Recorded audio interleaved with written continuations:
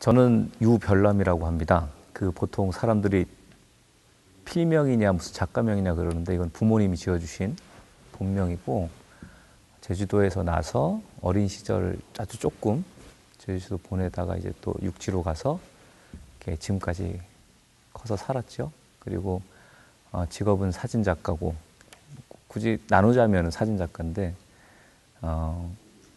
그걸로 해서 내가 세상에 해야 되는 일을, 하고 싶은 얘기를 사진을 통해서 사람들한테 얘기하는 거를 나의 직업으로 삼고 있죠. 저는 원래 미술을 했었어요. 그림을 그리고 조각을 했었는데, 보통 그러면 사진들을 많이 일찍부터 다뤄요. 그리고 어릴 때부터 사진 찍는 걸 좋아도 했었고, 근데 그게 내 업이 될 거라고는 생각을 못 해봤었는데, 중간에 이제 대학교 졸업하고 나는 이제 멋진 예술가가 될 거야라는 꿈을 안고 사회에 딱 나왔을 때, 야, 내가 알고 있는 세상이 이게 아니었구나라는 걸 우리가 다 느끼잖아요. 그러면서 벽에도 많이 부닥치고. 그래서 이렇게 그 30대 초반을 참 이렇게 어렵게, 나름대로 이것저것 해봤지만 어렵게 보내다가 사고를 당했어요. 그게 무대 미술을 이제 일을 하고 있었는데 무대 꼭대기에서 떨어진 거예요. 높이가 한 천장 정도 되겠다. 한 7m, 6m에서 폭 떨어진 거예요.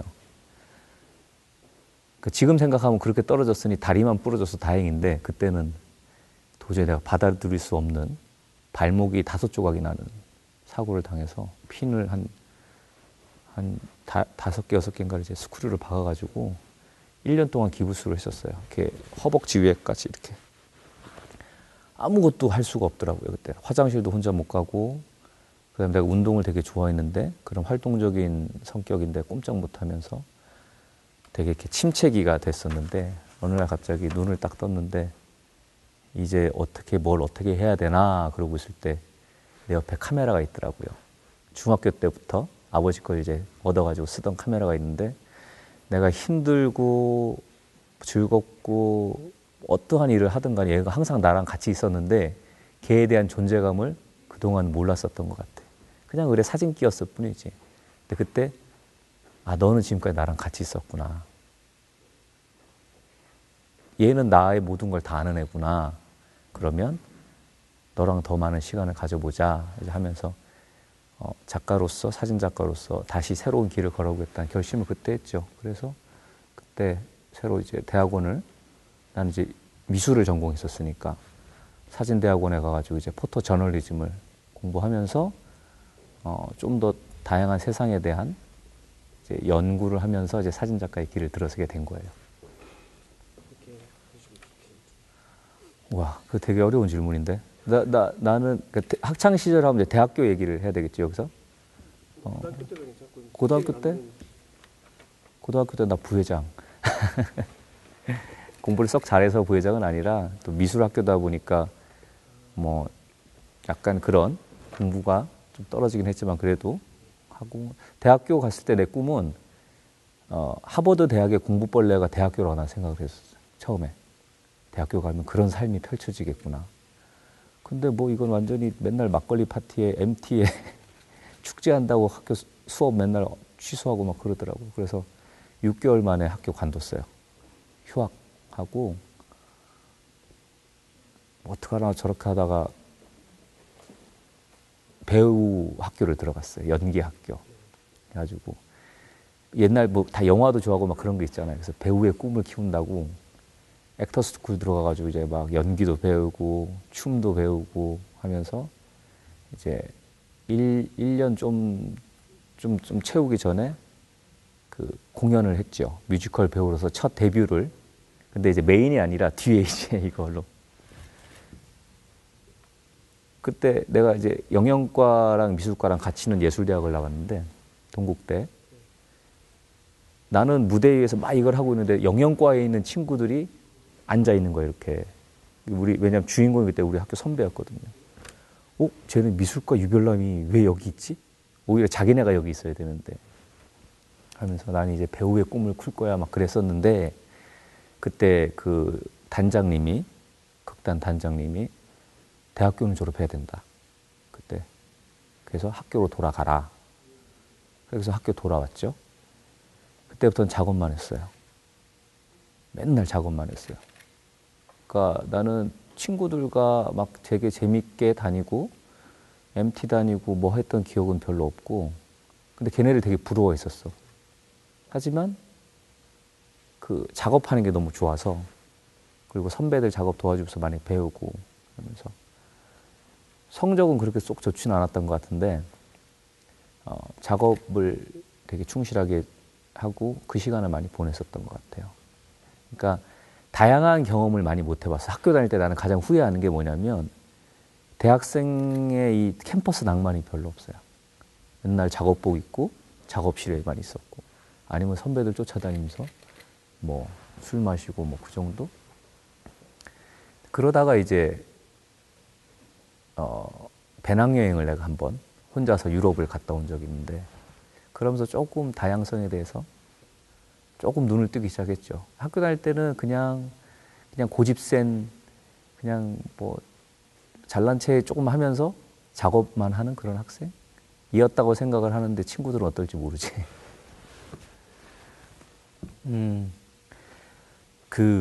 사실은 그런 질문은 되게 답해주기가 어려운 게, 그게 어떻게 해야 되지? 이제 이런 생각이 들잖아요. 근데 가장 중요한 건 뭐냐면, 이걸 내가 왜 찍느냐에 대한 그 답이 있어야 돼요. 물론 그 답을 찾기 위해서 그걸 하긴 하지만, 우리는 언제부턴가 여행을 가거나 뭔가 있을 때 사진기부터 들잖아요. 여행을 어디 갔는데 큰 풍광이 있으면 거기서 카메라부터 바로 꺼내죠.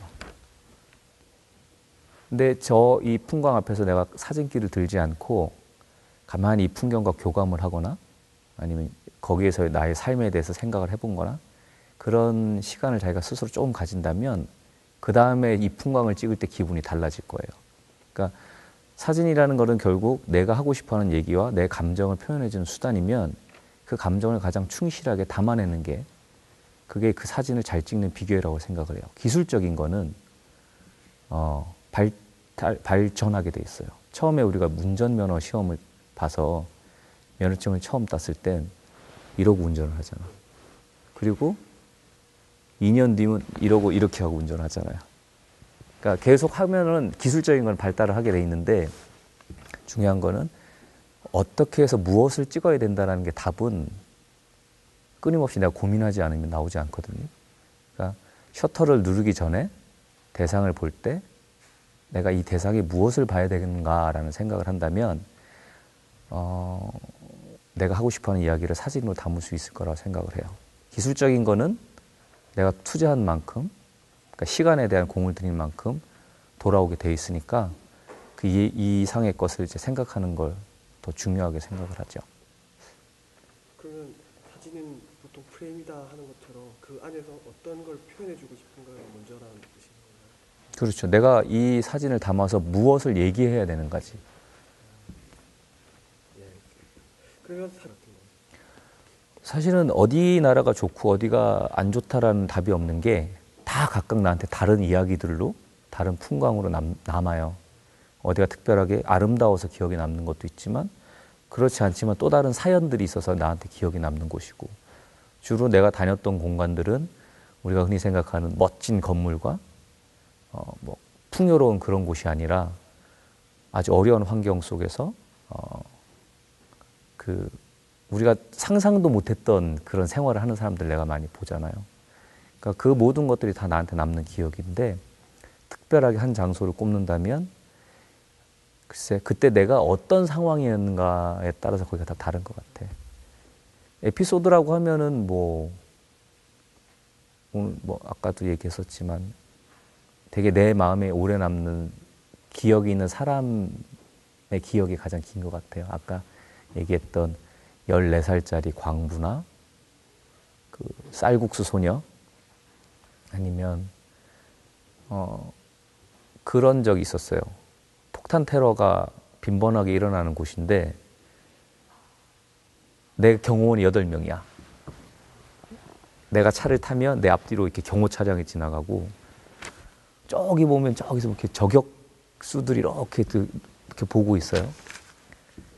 내 앞에서 폭탄이 터져서가 무서운 게 아니라 그 공포를 주는 분위기, 어디서 뭐가 터질지 모른다라는 그 끊임없이 나를 긴장시키는. 근데 그 장소가 정말 아름다운 장소였다고 생각을 해봐봐. 풍광도 아름답고 사람들이 이쁘고. 거기 아까 얘기했던 스와트인데 그런 장소. 솔직히 너무 많아서 아름다움을 전해주는 거는 그 나름대로 매력은 있지만 나는 그게 그렇게 나한테 크게 다가오진 않아요. 이쁜 장소에 대한 아름다운 풍경은 인터넷만 쳐도 다 나오거든. 그렇죠? 또 내가 갈 수 없는 곳에 너무나도 많은 사람들이 가서 다 담아와요. 그러면 그 누가 가든 누가 못 가든 간에 거기서 이야기를 내가 찾아내야 되는 건데 내가 사람들한테 전해주고 싶은 이야기는 평등이에요. 근데 이건 물질적인 평등이나 정신적인 평등 그런 게 다 다르겠지만 사람으로서 기본적으로 하고 싶어하는 욕구라는 게 있잖아요. 그 욕구는 개인의 능력에 따라서 그게 채워지거나 더 커지긴 하겠지만 인간으로서 가지고 있는 최소한의 필요한 요건이 있다고요. 거기에 대한 얘기를 사람들한테 하고 싶어요. 나는 이렇게 풍요롭고 나는 가진 게 없지만 뭐 불만도 있고 그런 사람들한테 또 다른 이야기로 해서 더 큰 꿈을 꿀 수 있다거나 또 다른 세상을 보는 눈을 가질 수 있다면 그럼 난 사진을 찍겠다라는 거였어요. 사진기는 나한테 있어서 내 얘기를 전해주는 하나의 매체일 뿐이지 내가 노래를 잘했으면 노래로 사람들한테 얘기를 했을 것이고 글을 잘 썼으면 글로써 표현을 했겠죠. 요만큼 살면서 경험을 해보니 카메라가 가장 그 얘기를 잘 전달해줘요. 그러면 내가 어떤 이야기를 해야 되는가에 대한 더 깊은 고민을 하게 되고 거기서 내가 찾은 거는 그건 있어요. 니네가 이렇게 못 사는데 난 이렇게 사니까 나는 이 생활에 만족해라는 그런 만족감을 전해주고 싶진 않아.